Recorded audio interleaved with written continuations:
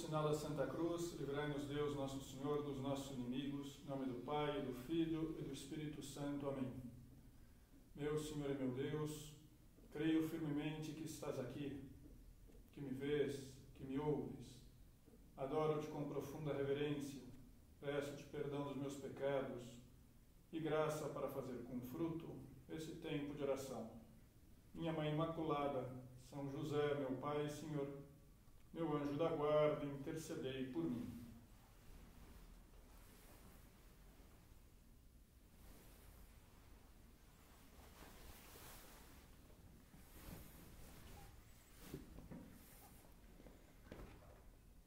Conhecer a história de uma pessoa, o seu passado, é uma ajuda para entendê-la. Saber, por exemplo, que uma pessoa passou fome na infância ou que ficou órfã desde muito cedo, são fatos que influenciam normalmente no comportamento presente dessa pessoa, no seu modo de ser, na sua maneira de pensar.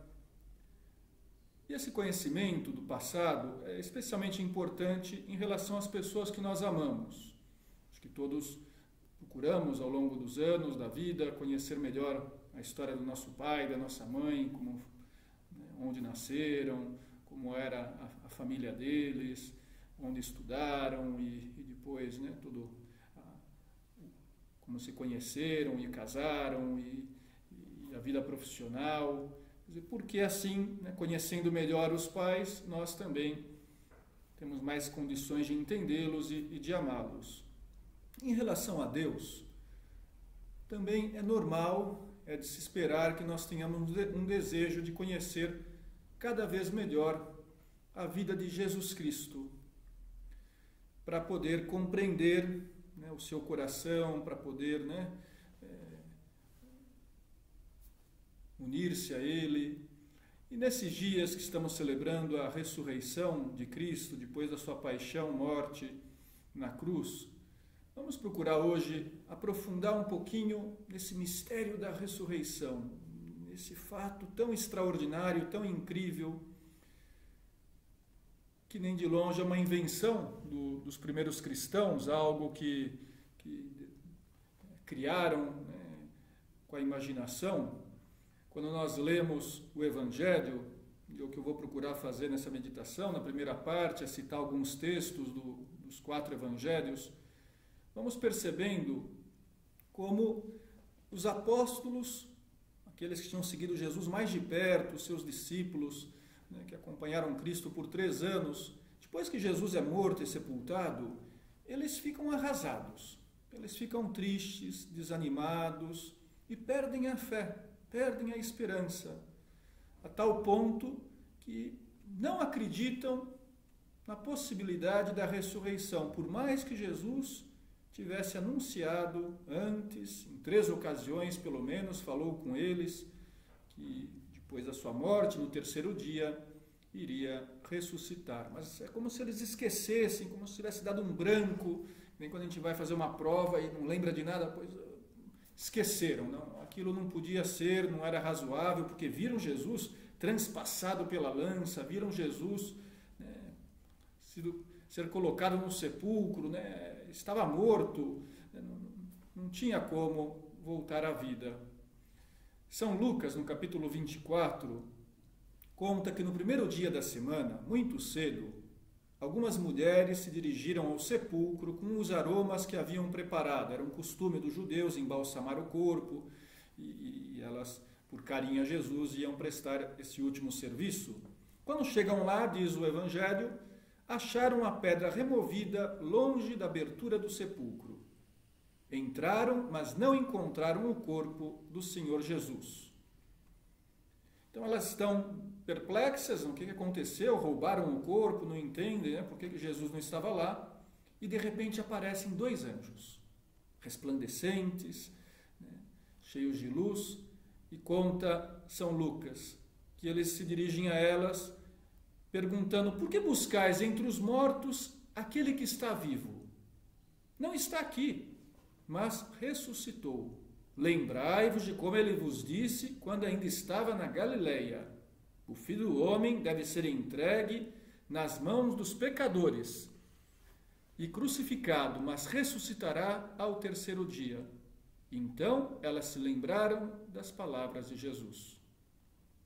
Segundo o Evangelho de São Mateus, que conta também essa cena, as mulheres no túmulo, ele diz que, ao receberem a notícia, se enchem de alegria, ficam contentes porque ficam sabendo que Jesus estava vivo. E voltam do sepulcro, continua o Evangelho, e contam aos 11. Judas tinha se suicidado, então os 11 apóstolos estavam reunidos. Na verdade, só 10 deles, Tomé não estava junto. Mas o fato que, diante dessas notícias, diz São Lucas, eles pensam que isso era um delírio e não lhes deram crédito. É desconcertante pensar que aqueles que tinham estado mais perto de Jesus, que Nosso Senhor tinha chamado para segui-los, e caminhar com Ele, tinha colocado aqueles homens à frente da sua igreja, tinha querido ter com eles uma confiança única, aberto o coração na última ceia, pois aqueles homens duvidam, e duvidam das mulheres que já tinham recebido a notícia da ressurreição. Poderíamos até dizer que tiveram um certo machismo, maneira como diz o Evangelho, pensam que as mulheres estão delirando, como se estão sonhando, levadas pelas emoções, estão vendo coisas, não tem pé nem cabeça, e simplesmente não acreditam. Nem passava pela cabeça deles que Jesus fosse realmente ressuscitar. Isso é importante como uma prova da ressurreição. Não é que eles já tinham uma expectativa, não é que criaram uma história, não é que tiveram viram coisas, imaginaram coisas, não. Eles estavam fechados, estavam com uma dificuldade enorme para aceitar essa mensagem, mas no mesmo dia, conta São João agora, o outro evangelho, os discípulos estavam fechados por medo dos judeus, estavam reunidos, e Jesus vem e entra, com as portas fechadas, porque já estava com o seu corpo glorioso, e se coloca no meio deles, e se dirige dizendo: a paz esteja convosco. Dito isto, mostrou-lhes as mãos e os pés, e o lado, quer dizer, que estavam com as cicatrizes da paixão. E os discípulos alegraram-se ao ver o Senhor. Então vemos como aí sim, com a evidência de estar com Cristo, de ouvir a sua voz, de ver as suas chagas, de perceber que Jesus estava vivo, eles acreditam. Mas, continua contando São João, São Tomé, na verdade, na aparição de Cristo aos apóstolos, que São Tomé, um dos 12, não estava presente. E quando escuta todos eles contando que Jesus estava vivo, que tinha aparecido, a reação desse apóstolo é totalmente fria e racionalista, poderíamos dizer. Porque dizem: vimos o Senhor. Mas ele replicou-lhes: se não vir nas suas mãos o sinal dos pregos, e não puser o meu dedo no lugar dos pregos, e não introduzir a minha mão no seu lado, não acreditarei. Enquanto eu não puder ver com os meus olhos, enquanto eu não tocar com as minhas mãos, eu não acredito. Ele duvida dos outros 10. E além do mais, deve estar pensando: olha, sinto muito, mas isso é impossível. Vamos colocar os pés no chão, sejamos razoáveis. Jesus morreu, todos nós vimos. Jesus teve misericórdia de Tomé, e 8 dias depois, conta também São João, no capítulo 20, aparece ao apóstolo e diz a ele: introduz aqui o teu dedo e vê as minhas mãos, põe a tua mão no meu lado, não sejas incrédulo, mas homem de fé. Respondeu-lhe Tomé: meu Senhor e meu Deus. É bonito perceber como Jesus compreendia a fraqueza daquelas mulheres, daqueles homens. Era desconcertante esse acontecimento, quer dizer, que Jesus, tendo sido morto, e morto depois de sofrer tanto, e crucificado e transpassado por uma lança, que depois aparecesse a ele, estivesse vivo, com o seu poder divino, era algo que não entrava na cabeça, que não podia, ser aceitado naquele momento sem que Jesus realmente se mostrasse e falasse. E nesse caso ele tem compaixão de Tomé, e ainda que ele tenha duvidado de um modo tão fechado, tão duro, Jesus vai ao seu encontro e permite que ele o veja, que ele o toque. E aí Tomé reage se colocando de joelhos diante de Cristo e dizendo: meu Senhor e meu Deus. E aí sim ele reconhece a divindade de nosso Senhor e o adora como Senhor e Deus.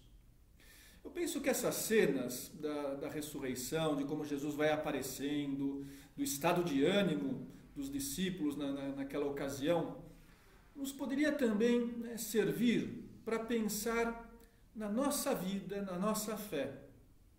Não é verdade que às vezes passa pela nossa cabeça, poderia passar: será que tudo isso é verdade? Não será uma história inventada? Dá para confiar totalmente em Cristo depois de ele ter sido preso, condenado, morto, sepultado? Eu acho que nenhum de nós duvida que Jesus está vivo, que ressuscitou, que ele é Deus. Mas poderia ser que, ainda que acreditemos, a nossa fé seja fraca, que não nos comportemos como quem crê, não vivemos de acordo com essa fé, e não aceitamos, por exemplo, todos os ensinamentos de Cristo, e não os levamos à prática, e às vezes parece que não confiamos em Deus, que Deus nos ama, que Deus nos protege, que Deus está ao nosso lado, que Cristo está vivo, e está aqui no sacrário, Jesus Cristo, nosso Salvador. E por isso é muito importante nesses dias, semanas do tempo pascal, são 50 dias até Pentecostes, que nós meditemos mais nessas cenas, para que possamos, eu e você, de algum modo, na nossa oração, no nosso coração, interiormente, em silêncio, poder dizer também como Tomé: meu Senhor e meu Deus, e reconhecer que Jesus está vivo, reconhecer que Jesus é o verdadeiro Deus. E por isso eu te aconselho, e também estou procurando já fazer isso e pretendo fazer ao longo dessas semanas, meditar com calma nesses evangelhos, parte final dos 4 evangelhos que nos descrevem como se deu a ressurreição de Cristo e as suas aparições e aquilo que ele falou aos apóstolos, às santas mulheres. E por que é tão importante ter essa meditação pessoal, aprofundar nessas cenas? Porque a ressurreição não é um fato passado, não é um acontecimento que, muito bem, está lá na história e que não tem nenhuma repercussão na nossa vida. Muito pelo contrário. Quer dizer, quem encontra Cristo ressuscitado, quem entende que Jesus está vivo, e tem essa fé, deve se encher de alegria, como se encheram os apóstolos e as mulheres, e todos aqueles que foram encontrando Jesus. Cristo apareceu numa outra ocasião a mais de 500 pessoas. Quer dizer, isso deve influenciar a nossa vida, no nosso estado de ânimo.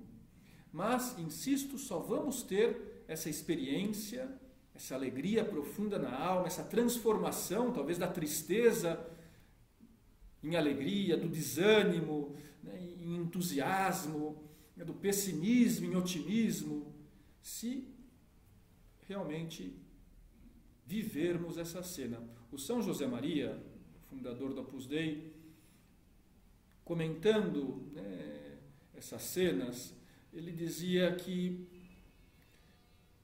é muito importante, é muito bom que procuremos entrar nas cenas como um personagem a mais, como se nós estivéssemos lá participando, naquele momento, nesse acontecimento. E ele diz assim, nos seus livros: ler só não, viver. A diferença é grande. Ler é recordar uma coisa que passou. Viver é achar-se presente num acontecimento que está ocorrendo agora mesmo, ser mais um naquelas cenas.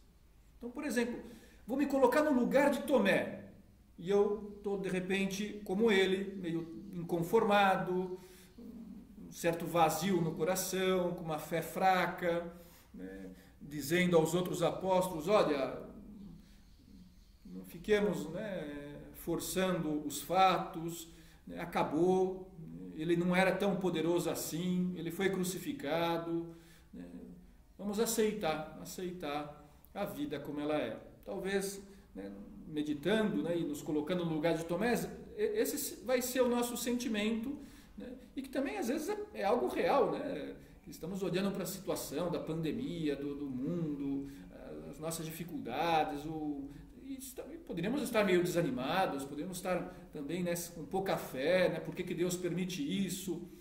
Então, muito bem, então estamos nessa cena, aplicando a nossa vida atual, né, mas é preciso deixar que Cristo nos fale, ter essa experiência de olhar para Nosso Senhor, para suas chagas, e tocar nas chagas e beijá-las, e como Tomé, nos ajoelharmos diante de Cristo, ao menos com o coração, né, e dizer: meu Senhor e meu Deus, e reconhecer, né, que Cristo vive, né, que Cristo venceu a morte, que Cristo venceu o demônio, que Cristo venceu o pecado, e que nós, seguindo Jesus, somos vencedores, porque estamos na verdade, porque estamos com Deus.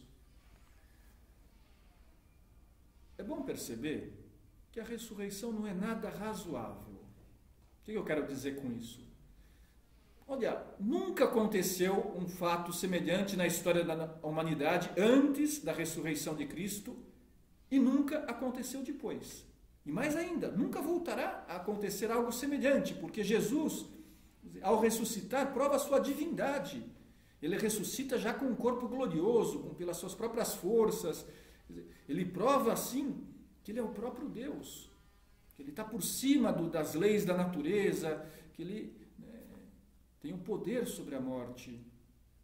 Tem uma história que na verdade é um vídeo que eu recebi uns anos atrás, no dia da Páscoa, de um amigo, e que me tocou muito. Eu já não tenho esse vídeo, senão de repente até colocava aqui para a gente ver, mas eu vou tentar reproduzir, né, o que mostrava, porque eu até transcrevi na época, mais ou menos, né, as cenas e as palavras, né, desse vídeo. É um vídeo curto, durava 2, 3 minutos, e começava assim: tinha um celular, né, em cima de um criado mudo, e de repente tem um jovem lá, um rapaz dormindo, toca um bip, e ele acorda e pega o celular e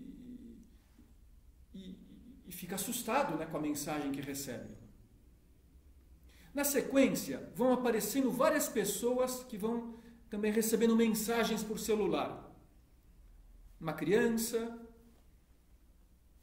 um outro jovem que estava fazendo uma caminhada pela montanha, um empresário durante uma reunião de negócios, uma professora dando aula para os seus alunos, um mecânico na sua oficina, uma amiga que estava sentada numa mesa, almoçando com outras amigas, uma mulher africana com uma cesta de frutas na cabeça e que está andando por uma estrada de terra, e todos eles, quando recebem a mensagem e leem, fazem uma cara de surpresa, arregalam os olhos. Você vê que é uma mensagem desconcertante.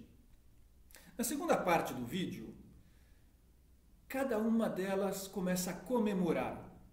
Então, o empresário que estava lá na reunião, para a reunião, se levanta e começa a contar para os outros, né, diretores, colegas, né, o que tinha acontecido, o que ele tinha acabado de saber. A amiga levanta da mesa, da cadeira lá e abraça as outras amigas e começa, né, a celebrar esse acontecimento.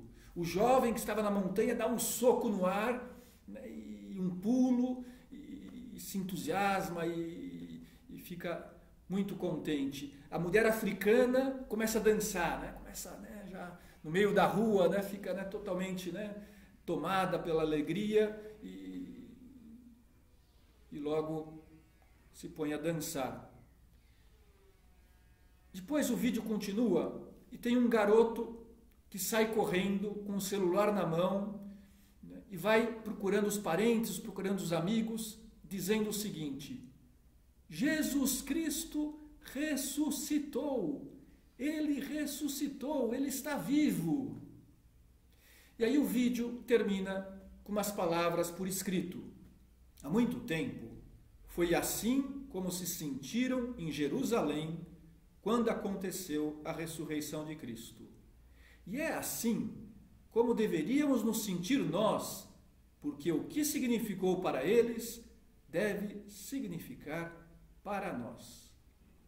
E a última imagem desse vídeo era um celular marcando o horário de 3h53 da madrugada de domingo, com umas palavras escritas embaixo: o sepulcro está vazio, ele ressuscitou. Olha, todos nós estamos chamados a sentir a alegria das santas mulheres, a alegria dos apóstolos, a alegria daqueles primeiros discípulos quando souberam que Jesus Cristo tinha ressuscitado. Mas para isso é necessário meditar, é necessário viver essas cenas, é preciso, quer dizer, entender que isso não é uma história passada, mas é algo atual, que tem uma influência direta na nossa vida. Sabe por quê?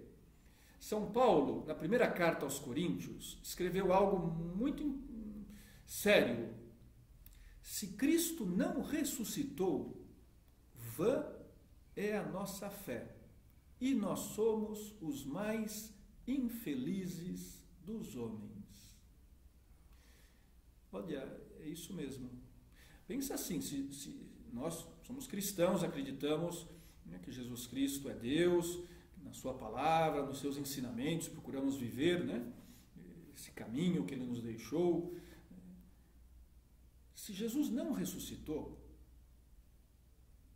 Ele é mentiroso, Ele não cumpriu com a sua palavra, Ele não é Deus, nós estamos enganados e, portanto, somos os mais infelizes dos homens, porque estamos seguindo algo que é falso, que não leva ao céu, que não traz felicidade, de um homem que foi crucificado, um homem que teria sido derrotado e assim, né, a sua mensagem não teria o valor que tem. Agora, podemos inverter. Como Cristo ressuscitou, nós somos os mais felizes dos homens, das mulheres, das pessoas mais felizes do mundo. Por quê? Porque nós estamos na verdade, porque nós estamos seguindo o verdadeiro caminho que leva à felicidade na terra e à felicidade no céu. Uma vez uma pessoa dizia algo que falou com muita força e como é verdade, é assim, né, eu gravei, dizia: Deus tem um projeto de felicidade para cada um de nós. O que Deus espera de nós, que somos seus filhos e filhas? Que sejamos felizes. Deus é um pai que nos ama mais do que ninguém e quer a nossa felicidade. Mas é preciso, se queremos alcançar essa felicidade plena que Jesus nos traz, que Cristo, né, nos oferece, deixar que Ele conduza a nossa vida. Confiar de verdade, totalmente em Deus, nos seus planos, na sua palavra, e levar à prática aquilo que Ele nos pede. De modo que a Páscoa é um convite para crescermos na alegria da fé. Para que entendamos de um modo novo, por isso se fala da vida nova, que que somos filhos de Deus, filhos prediletos de Deus, né? Que o Senhor, né, nos concedeu, né, o perdão, a graça, né, e essa possibilidade, né, de sermos seus filhos, de vivermos nesse mundo não como meras criaturas perdidas, jogadas, com uma vida talvez meio sem sentido, vazia, que acaba com a morte. Não, nós estamos realizando uma tarefa que Deus nos confiou. Nós temos uma missão aqui na Terra. E isso deve nos encher de alegria.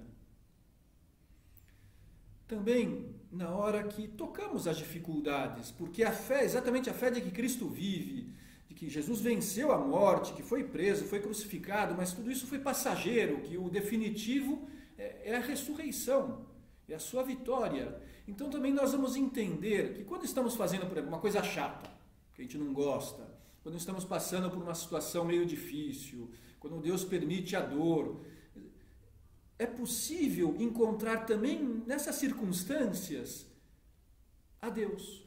Deus que está presente, que está junto de nós.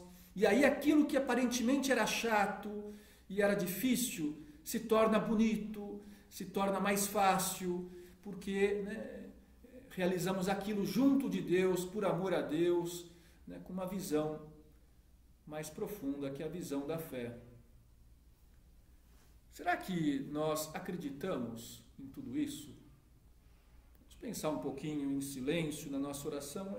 A minha fé é uma fé viva ou é uma fé morta? Eu confio totalmente em Deus. Eu tenho esperança. Quando eu olho para o futuro, para o presente e para o futuro, o que me move é a esperança em Deus, saber que Deus vai me ajudar a superar os obstáculos, que Deus, né, me ama, está ao meu lado e que a minha vida tem sentido. Ou eu fico com uma visão meio negativa e eu não consigo, né, ver por trás daquilo que talvez me incomoda, a mão amorosa de Deus. A fé nos pede isso. Então vamos pedir a Jesus aqui: Senhor, aumenta-nos a fé.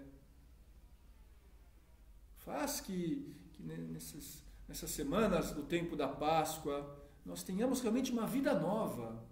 O Papa Francisco, na vigília pascal, no último sábado à noite, lá na Basílica de São Pedro Vazia, fez uma homilia muito, muito bonita. Num certo momento dizia assim: nesta noite conquistamos um direito fundamental que não nos será tirado, o direito à esperança. É uma esperança nova, viva, que vem de Deus. Não é mero otimismo, não é uma palmadinha nas costas dizendo tudo correrá bem. A esperança de Jesus é diferente. Coloca no coração a certeza de que Deus sabe transformar tudo em bem, pois até do túmulo faz sair a vida. Realmente é impressionante, né? Quer dizer, a nossa alegria, a nossa esperança se apoiam não num pensamento positivo, não numas palavras meio vagas, fica tranquilo que tudo vai dar certo, né? Que às vezes as pessoas nos dizem para nos consolar, mas também que isso daí não significa nada. Se apoia em algo mais sólido, em algo verdadeiro, que é a ressurreição de Cristo. E por isso o Papa diz, né? O túmulo é o lugar de onde quem entra não sai.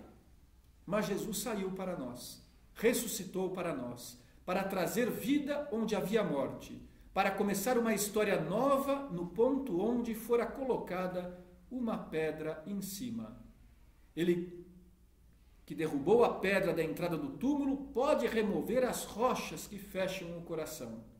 Por isso, não cedamos à resignação, não coloquemos uma pedra sobre a esperança. São palavras sugestivas, que exigem também uma meditação mais longa, mas o que o Papa está nos propondo? Olha, Jesus venceu a morte, ele tirou a pedra do sepulcro, ele pode tirar a pedra do nosso coração. Esse coração às vezes duro, de pedra que nós temos, que nos impede de levar a alegria aos outros, de pensar nos outros, de viver para os outros, e às vezes nós ficamos fechados em nós mesmos, nos nossos probleminhas, nas nossas reclamações. Então é preciso superar tudo isso com a ressurreição, olhando para Deus. Ele dizia também, o Santo Padre, que nós deveríamos ter a criatividade do amor nesse tempo de pandemia.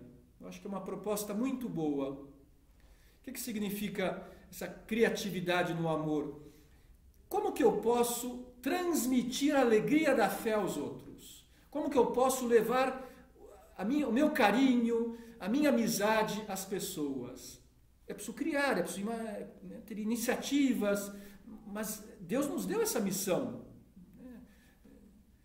Desculpa contar uma história da minha família, mas é que eu achei bonita, talvez possa te dar alguma ideia, alguma luz. Minha avó fez 104 anos no final do mês passado. Como é lógico, os netos e parentes não foram visitá-la por causa da quarentena.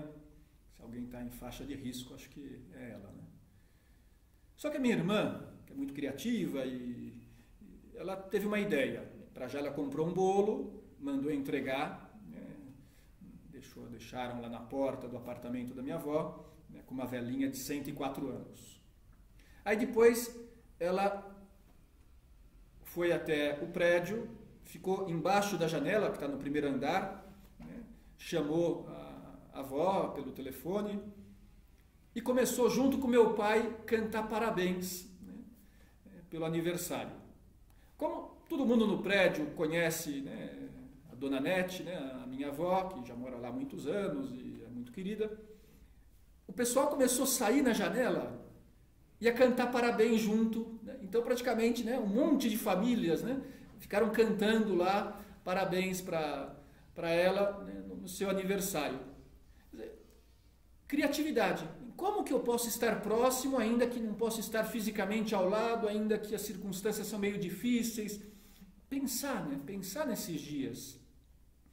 Aquela pessoa que de repente está meio abatida, que está sozinha, que está sem fé. Entrar em contato com ela, oferecer a nossa amizade, dar um conselho, transmitir a alegria que temos no coração. Não tenhamos medo também, receio de falar de Deus. Animar os amigos, as amigas a rezarem um pouco, a lembrarem que Jesus ressuscitou, que Deus é Pai e se apoiarem nele. Nesse sentido, é bom ter presente que uma ajuda importante que podemos oferecer aos outros é a nossa oração por eles. Rezar, Jesus afirmou o seguinte: tudo o que pedirdes com fé na oração, vós o alcançareis. De modo que, ao rezar o terço, por exemplo, ou uma salve rainha, ou uma oração espontânea, podemos pedir pelos doentes de coronavírus, pelas famílias dos falecidos, por aqueles que já partiram, para que Deus os tenha na sua presença. Podemos oferecer também algum sacrifício por essas intenções. Uma hora de estudo ou de trabalho, uma atividade que estamos fazendo em casa, talvez um pouco repetitiva e monótona. Pois, Senhor, podemos dizer, eu te ofereço isso que eu vou fazer agora pelos médicos e enfermeiras que estão nos hospitais, pelas pessoas que não têm fé para que se convertam, ou por outras intenções que tenhamos no coração. E assim a ressurreição vai ser para nós algo real, porque nos levará a estar mais perto de Deus e a nos preocupar mais com os outros. Nesse período do ano, ao rezar ao meio-dia a oração do Regina Coeli, da Rainha do Céu, que substitui a oração do Ângelus no tempo da Páscoa, vamos pedir a Nossa Senhora, a nossa Mãe, Rainha do Céu, que nos ajude a não esquecer que o Senhor ressuscitou de verdade para estarmos sempre alegres e cheios de esperança.